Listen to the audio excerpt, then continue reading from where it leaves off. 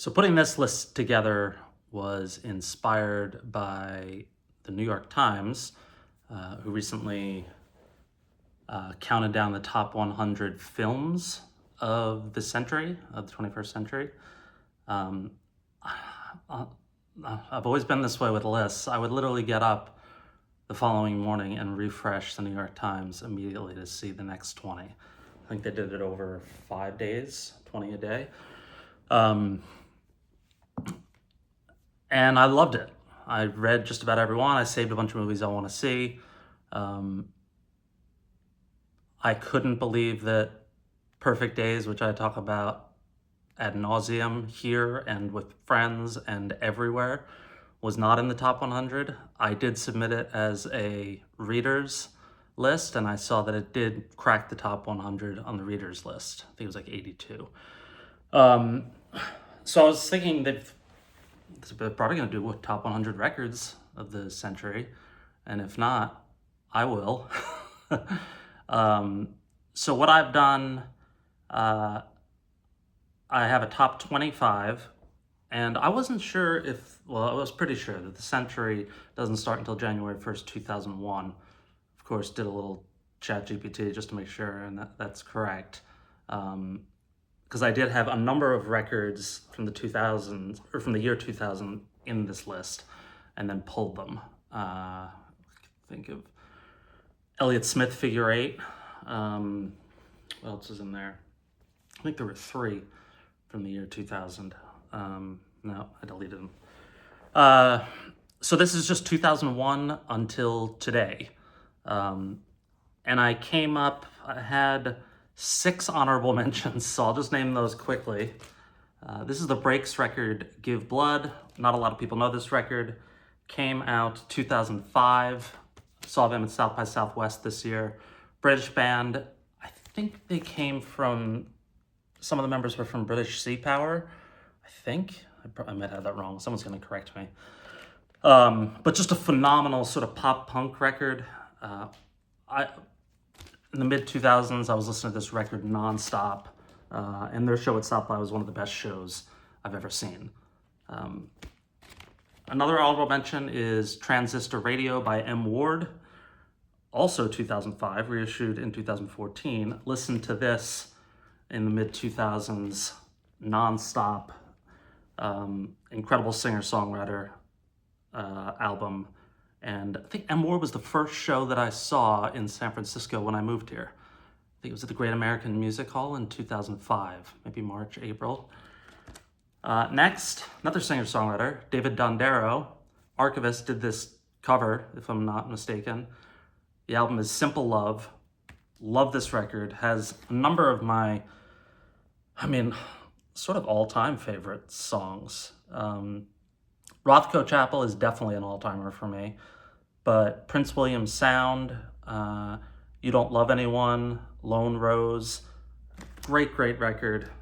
Just missed the top 25. I got 3 more until I get into the list. Beck's, is it pronounced Wero? Another one, there's a lot of these records hit when I moved out to the Bay Area 20 years ago. This came out 2005. I remember going to Tower Records, I believe it was in Mountain View, to pick this up on CD. Still have it. It's like a box CD. It's like a special one. But all summer, 2005, 2006, or that entire year, I was listening to this record.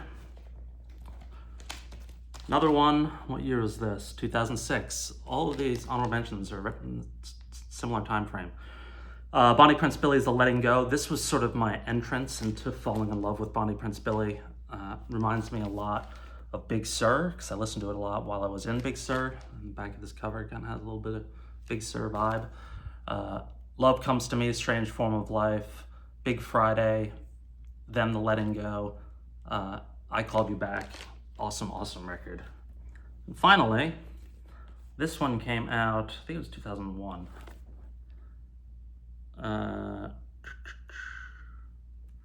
Doesn't have the date of release, but 2000. If it's 2000, I apologize. Emmylou Harris's Red Dirt Girl. Still love this record. I listened to it last week. after having not listened to it for a long, long time. Looks like this reissue was 2016 on Nonesuch. This and Wrecking Ball, just tremendous Emmylou Harris records. So that's it for honorable mention. Now we get into the top 25. I was gonna do them all in one sitting, but I figured 25 records, it's probably best to split it up. I'm not doing this for like the New York Times and to create anticipation, just to break it up. I'll likely do the top 10 Monday or Tuesday. So here we're going to do 11 through 25. And at number 25 is Jay Farrar's Sebastopol. Came out in 2001. And this was, as my good friends know, a record that when it first came out, I sort of panned it. This was it was Jay Farrar's first record following the 3 stellar Son Volt records, Trace, Straightaways, and Wide Swing Tremolo. At the time, he broke up the band, made this record. I think there's a guy from the Flaming Lips on this. It's a great cast. Gillian Welch and Rawlings might be on this record. But at the time, I remember not like it was just such a.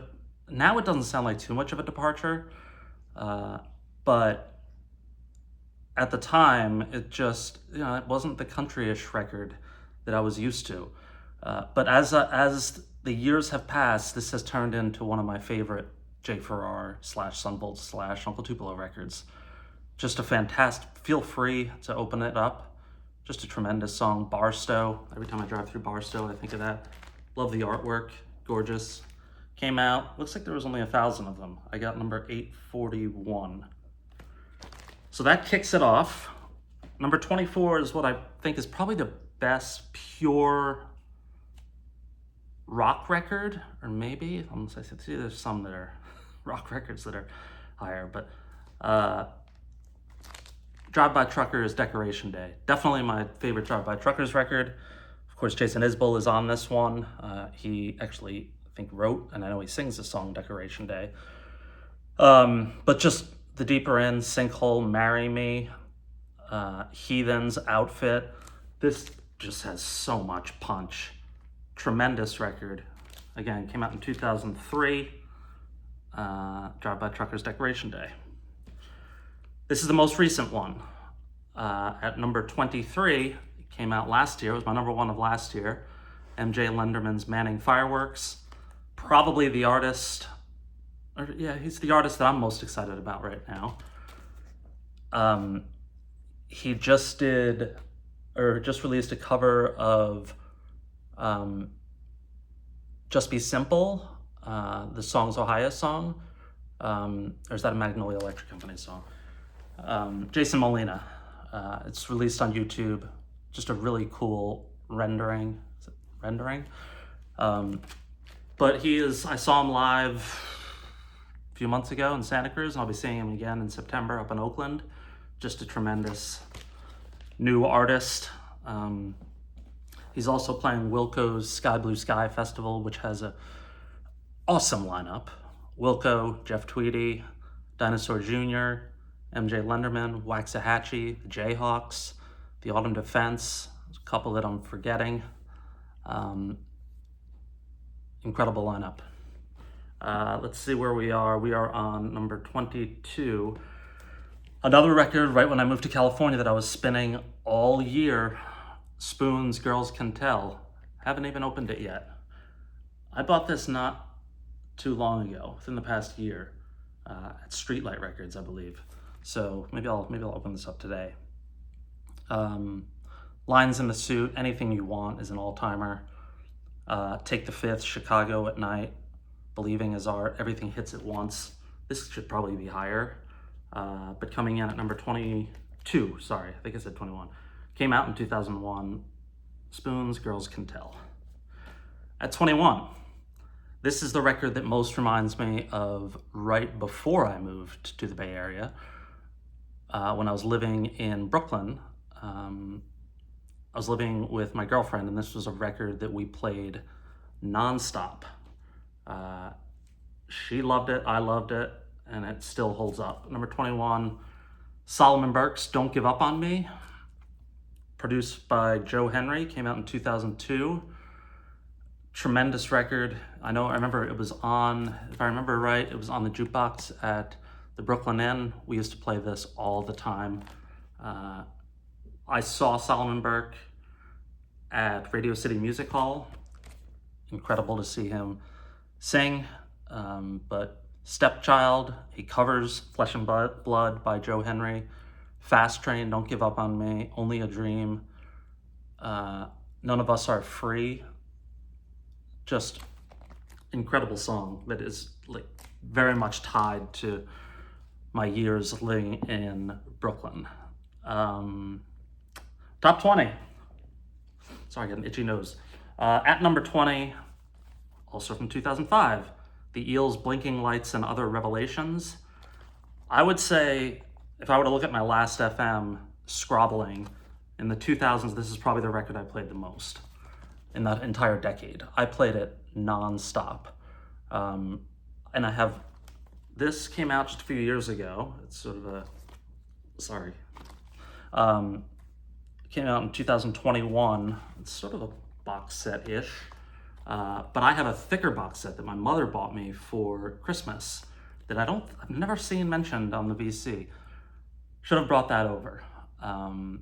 It's tremendous. And I believe it includes his memoir, which is called Things the Children Should Know, or Grandchildren Should Know. It's a song on here.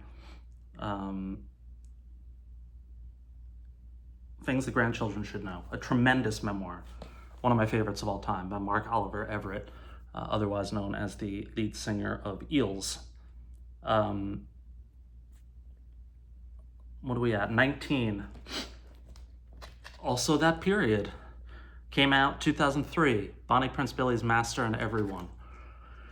Now this will always remind me, this is getting in a little, I guess, a bit of the mental health side, which I do plan on returning to in very near videos for reasons that I'll explain when I do those videos.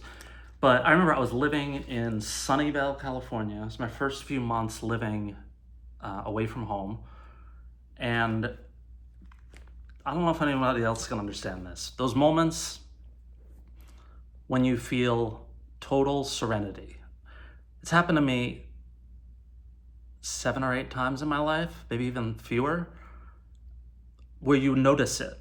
You're in the moment and you feel peace like you don't often feel. I remember 3 or 4 times in my life when I felt that. One of them was recently. I was driving and something came over me. But I remember I was playing this record. I rented a place, I think it was like $1,100 in Sunnyvale, because I was working at a company in Mountain View. And I remember they had pool and hot tubs. And I came to the Bay Area, one friend with 2 friends, friend Jason and Chris. Chris is still out here. Miss Chris, got to see him soon. He lives up in Marin. Jason I haven't talked to in many, many years, but he and Chris were sort of responsible for onboarding me into the Bay Area. But I remember I was listening to this in the hot tub at that Sunnyvale apartment complex, and The Way came on, and I had one of those moments. I remember I was sitting in the hot tub. It was like a beautiful California night, and I was like staring up at the sky, and this song was, I think it was probably in headphones, maybe it was an iPod, and for a minute, that spiritual feeling that I tried to describe and don't know if I've described well. It happened to me on a beach in Florida in 2002 or 2003 maybe, with the girlfriend that I mentioned earlier. We got up to watch sunrise at like 5 a.m. and I remember it's always with music. I was listening to music and something overcame me. It's just those moments where you think, this is happiness. Like this, can't explain it, but I'll always remember that Bonnie Prince Billy record because of that feeling that I had. Next, number 18, Okimon, The Melody of Riot, Jay Farrar coming in again. Very underappreciated, excellent Son Volt record. This is the second incarnation of Son Volt. This felt like a response to the George Bush presidency. Jet Pilot, clearly about George Bush. But Bandages and Scars, Afterglow 61, The World Waits for You, Six String Belief, Gramophone. This is just a great rock record. And a record that does not get talked about nearly as often as it should. Number 17, 2008, The Greatest by Cat Power. Just top to bottom, fantastic. I saw Cat Power last October. I'm looking at the poster that I got framed on the wall. Excuse me. Cat Power sings Dylan at Pappy and Harriet's, October 5th, 2024. That was an incredible night. But The Greatest, it's her greatest. Just a phenomenal record. Where are we at? Number 16, if you can believe it. Well, of course you can believe it. Wilco's Cruel Country. The Wilco record that came out of nowhere. A record that I liked when it came out and now consider one of their best. I think it's probably their Yankee Hotel Foxtrot, Being There, and Summer Teeth are their top three. I don't think that will ever change. But I think this is number 4. I would put it above. Most people would say A Ghost Is Born. A lot of people say A Ghost Is Born is number 1. I feel like I say this on every video, or I cover this topic. But the more I listen to this record, the more I'm blown away by it. And it is, I like that it's a double record, but if it were a single record, it would be a masterpiece. I Am My Mother, maybe the most relevant song to what's going on in America at the moment. Just an incredibly beautiful, sad song that I recommend if you don't know it, giving it a spin. It's the first track on this record. Cruel Country, also about what's going on right now. Darkness is Cheap is a gorgeous song. Please Be Wrong, Many Worlds, Story to Tell, The Plains to End It. Just an incredible record and one of Wilco's bests. Bests? One of their bests.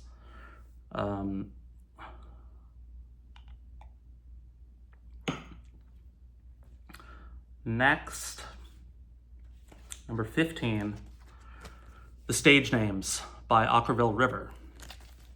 Another great one, obviously. This came out in 2007. Lost Coastlines, just a tremendous song. Wait, do I have that right? Side 1, Girl in Port, Savannah Smiles. Sorry, I just want to make sure I got, there's the stage names and the stand-ins. Oh, yeah, this is the one I wanted, stage names. John Allen Smith, Sales, great track. A band that I don't really know what they're, Will Sheff, I know is the lead singer, I don't really know what they're doing anymore. But in the mid-late 2000s, man, and I saw them a bunch of times. I saw them at the Independent in San Francisco, saw them at a festival out also in San Francisco. Just a great band. I also, this is an interesting story. So I was working at Apple, as I think I've shared, from 2011 to 2019. And I worked on sort of the post-launch of Instagram. And I got to know, all right, I'm not going to be too specific here, but one of the co-founders of Instagram I became sort of friendly with. And it turned out he was a big Okkervil River fan. And he won some contest, I can't remember what it was, and Will Sheff came over to his house for dinner. And this gentleman invited me, along with a few other folks. It was incredible. It was just, we were having dinner with Will Sheff. It was, I don't know, it was at this gentleman's house. It was just a cool night. I don't know, maybe I shouldn't have shared that story, but if you're watching, thank you. That was such a generous and kind sort of offering, and I had a great time that night. Number 14, Carrie Lowell, Sufjan Stevens. This is my favorite record of his now. It's dark. It's about his parents. I know he has mixed feelings about it now. Came out, I think 15? Yeah, 2015. Just a fantastic record. 4th of July, is it? Yeah, 4th of July. The song Carrie and Lowell, Death with Dignity, Should Have Known Better. It came out of nowhere. I was sort of forgotten, not forgotten, but wasn't really looking forward to new releases by Sufjan. And then this came out and it was just, oh my God. I thought it was the best thing. I still think it's the best thing he's ever done. Number 13, this would probably be higher. You know, when these things happen to these band members, it's hard. Like, I used to love Whiskey Town. I can't listen to Whiskey Town anymore. I've also met Ryan Adams a couple times, and like once or twice. I have stories about that my friends laugh at. But I used to love Whiskey Town. I just can't anymore. I just can't. I never really liked Ryan's solo stuff. A couple good songs on Heartbreaker, but Whiskey Town came on in the car yesterday. It's a song that I used to love, and I just skipped it. I don't know. You gotta go to Apple Music and like don't play this artist anymore. I have trouble listening to these guys, and I don't mean to be the morality police here, but it just something happens, right? When these allegations come out. But I stumbled upon some early videos of the Arcade Fire on YouTube a few days ago, and oh my God, did it make me remember this record and how incredible this record is. It could be number 1, but dropped a little bit. Number 12 came out in 2009, and this is Jay Farrar again. He's got his third slot in the top 25. Jay Farrar and Benjamin Gibbard from Death Cab for Cutie. One Fast Move or I'm Gone. It's about Henry Miller's Big Sur. I don't know that I've ever seen this mentioned ever by anyone. I don't think they pressed many of these. I don't even know if it's on streaming services. I think it is. But I've shared often about my love of Big Sur, and this record just nails it. Search some videos out, Gibbard and Farrar on YouTube. You will not be disappointed. It's an incredible record. I still listen to it regularly. And then at number 11, and my final one for today, was just recently reissued on vinyl. From 2011, Joe Henry's Civilians. I think this is Joe Henry's best record. He has many good records. He's an incredible producer. He's someone he wrote a book about Richard Pryor. I have it, and I haven't read it yet. Maybe I'll start reading that. I'm looking for a good book. Joe Henry is such a gift. He produced that Solomon Burke record. He's done work with so many different artists. He's married to Madonna's sister. I can't recall her first name, but last name Ciccone. I think that's Madonna's last name. But this Civil War, You Can't Fail Me Now, God Only Knows, Parker's Mood, Our Song, that is just a ridiculously great song. I don't know why I phrased it that way.